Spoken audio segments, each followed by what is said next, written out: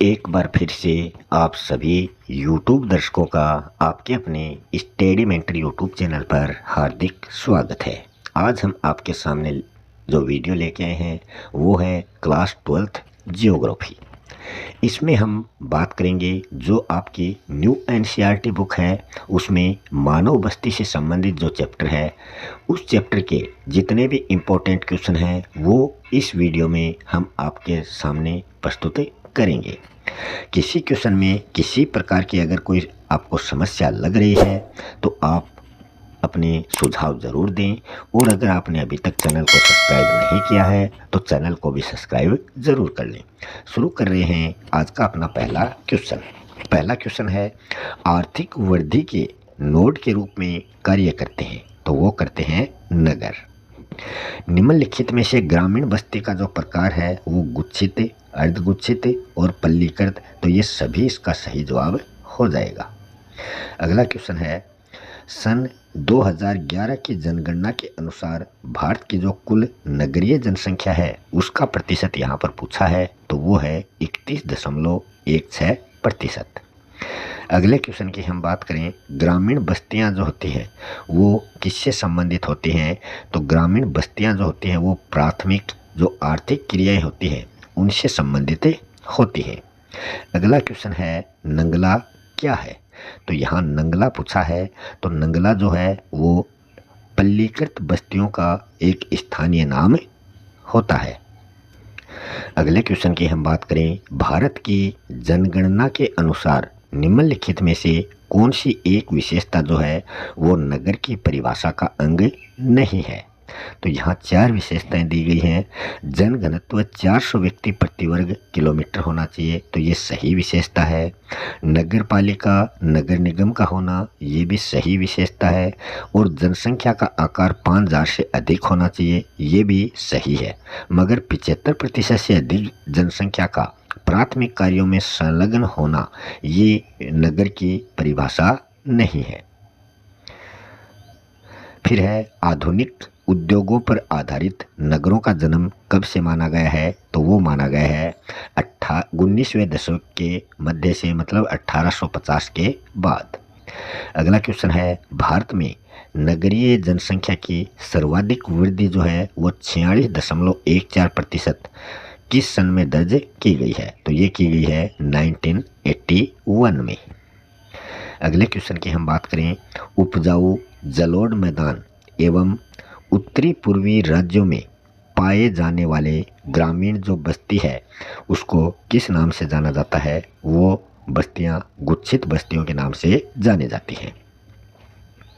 भारत की ग्रामीण बस्तियों को 4 प्रकार जो है, मतलब 4 वर्गों में उनको बांटा गया है। नगर आर्थिक वृद्धि के नोड के रूप में कार्य करते हैं।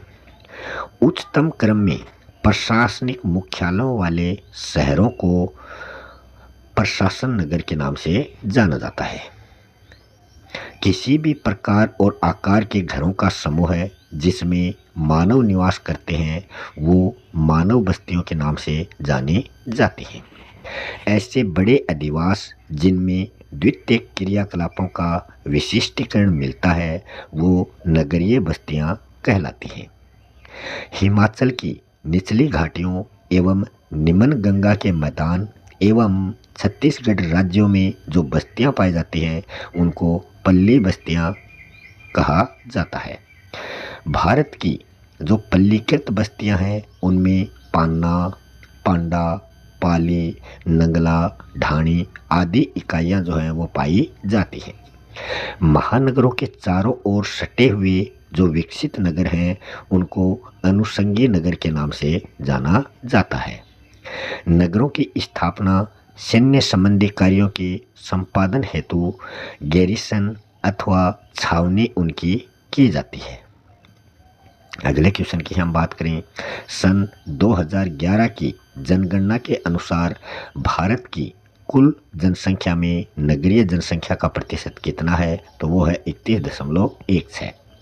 नैनीताल, मसूरी, शिमला, माउंट आबू जो हैं ये प्रमुख पर्यटन नगर कहलाते हैं। 20वीं शताब्दी के दौरान नगरीय जनसंख्या जो है वो लगभग 11 गुना तक बढ़ी है। भौतिक रूप से एक दूसरे से अनेक इकाइयों में वो बटी होती हैं, किंतु उन सब का नाम एक ही रहता है। उनको क्या कहा जाता है? तो उनको पल्ली बस्तियां कहा जाता है। गुच्छित बस्तियां जो होती हैं वो आयताकार, अरिये और रेखिक ज्यामितीय आकृतियां प्रस्तुत करती हैं।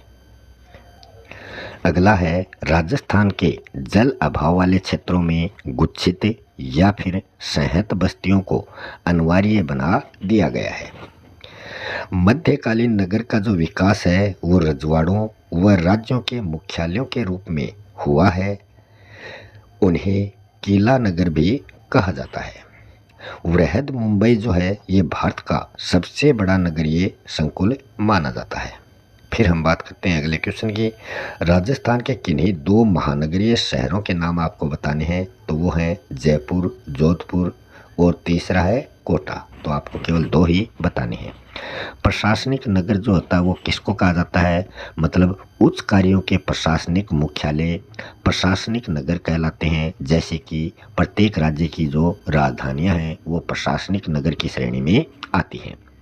किन्हीं 2 गैरिसन नगरों के उदाहरण आपको देने हैं, तो वो है अंबाला, जालंधर और तीसरा आप उधमपुर भी बता सकते हैं।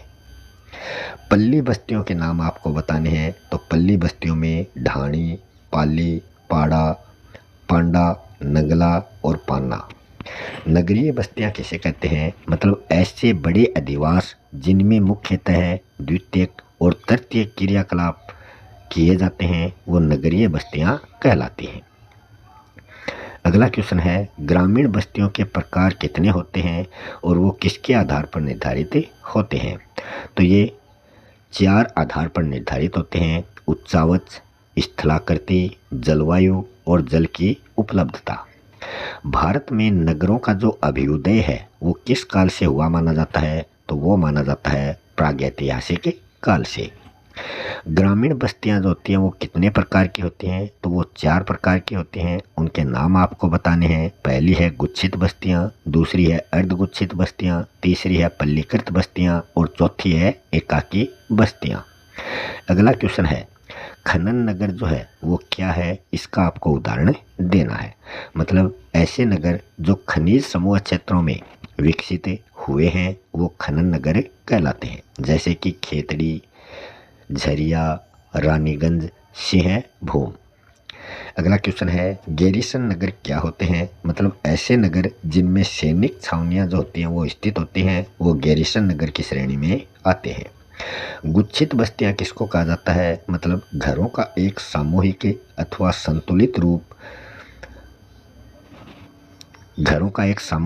संतुलित रूप से निर्मित जो क्षेत्र होता है वो गुच्छित बस्तियों के नाम से जाना जाता है। मध्य भारत का बुंदेलखंड क्षेत्र है, नागालैंड है और राजस्थान में इस प्रकार की बस्तियां जो होती हैं वो हमें देखने को मिलती हैं। अर्धगुच्छित बस्तियों को समझाना है। मतलब ऐसी बस्तियां जो किसी एकाकी बस्ती के सीमित क्षेत्र में गुच्छित होने के कारण निर्मित होती हैं। जैसे कि गुजरात के मैदान और राजस्थान के कुछ भागों में अर्धगुच्छित जो बस्तियां हैं वो हमें देखने को मिलती हैं। अगला क्वेश्चन है विभिन्न युगों के विकास के आधार पर भारतीय नगरों को कितने भागों में वर्गीकृत किया गया है? तो यहाँ हम बात करें इनको 3 भागों में बांटा गया है। ये 3 कौन से हैं? प्राचीन नगर, मध्यकालीन नगर और आधुनिक नगर। अगला क्वेश्चन है प्राचीन नगरों एवं आधुनिक नगरों के कोई 2 उदाहरण आपको बताने हैं। प्राचीन नगर का उदाहरण है प्रयाग, इलाहाबाद, पाटलिपुत्र, पटना। तो ये प्राचीन नगर के उदाहरण हैं। आधुनिक नगरों की हम बात करें तो सूरत, दमन और गोवा ये आधुनिक नगर हैं। अगला क्वेश्चन है महानगर किसे कहते हैं और यह नगरीय संकुल से किस प्रकार भिन्न होते हैं? मतलब 10 लाख से लेकर 50 लाख तक की जनसंख्या वाले जो नगर होते हैं वो महानगर कहलाते हैं, जबकि कई महानगर एवं मेगा नगर मिलकर नगरीय संकुल संकुल बनाते हैं जिसमें जनसंख्या जो होती है वो 50 लाख से ज़्यादा होती है। अगला क्वेश्चन है गुच्छित जो बस्तियां होती हैं उनके कोई 3 लक्षण आपको बताने हैं। पहला लक्षण हो जाएगा गुच्छित बस्तियां घरों के एक संहत अथवा संतुलित रूप को प्रदर्शित करती हैं। दूसरा इसका लक्षण है घरों का संकुलित निर्मित क्षेत्र तथा इनके मध्य में मिलने वाले रास्ते या गलियां जो होती हैं वो आयताकार, अरिये तथा रैखिक प्रारूप या आकृति प्रस्तुत करते हैं। तीसरा इसका गुच्छित बस्तियों का लक्षण है इस प्रकार की बस्तियां जो होती हैं वो प्राय उपजाऊ व जलोढ़ मैदानी भागों में हमें देखने को मिलती हैं। अगला क्वेश्चन है ग्रामीण बस्तियों के प्रकारों के लिए उत्तरदायी भौतिक लक्षण कौन कौन से होते हैं? तो ये 4 लक्षण हमें देखने को मिलते हैं। पहला है उच्चावच, दूसरा है स्थलाकृति, तीसरा है जलवायु, चौथा है जल की उपलब्धता। ग्रामीण बस्तियों के प्रकारों के लिए कौन कौन से सांस्कृतिक एवं मानव जातीय कारक उत्तरदायी होते हैं? तो ये होते हैं सामाजिक संरचना, जाति और धर्म, ये प्रमुख कारक माने गए हैं। अगला क्वेश्चन है भारत में नगरीय बस्तियों के वर्गीकरण के क्या आधार देखने को मिलते हैं? तो पहला इसका आधार है जनसंख्या का 5000 या उससे अधिक होना। जनसंख्या घनत्व जो होता है वो 400 व्यक्ति प्रति वर्ग किलोमीटर से अधिक होना चाहिए।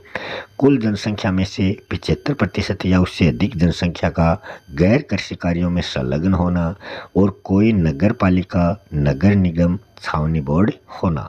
ये नगरीय बस्तियों से संबंधित कुछ कारक रखे गए हैं। इन्हीं आधार पर उनको नगरीय बस्तियों की श्रेणी में माना जाता है। अगला क्वेश्चन है स्मार्ट सिटी मिशन क्या है? इसको समझाना है। मतलब स्मार्ट सिटी मिशन का उद्देश्य जो है वो शहरों को बढ़ावा देना है जो आधारभूत सुविधा, साफ तथा सतत पर्यावरण और अनेक नागरिकों को बेहतर जीवन प्रदान करते हैं। स्मार्ट शहरों की एक विशेषता आधारभूत सुविधाओं और सेवाओं के लिए स्मार्ट संसाधनों को लागू करना है जिससे कि क्षेत्र को प्राकृतिक आपदाओं के कम जोखिम वाले क्षेत्र के रूप में बनाया जा सके, साथ ही साथ कम संसाधनों का उपयोग तथा सस्ती सुविधा उपलब्ध करवाई जा सके। इसी के साथ अपना आज का ये वीडियो यहीं समाप्त होता है।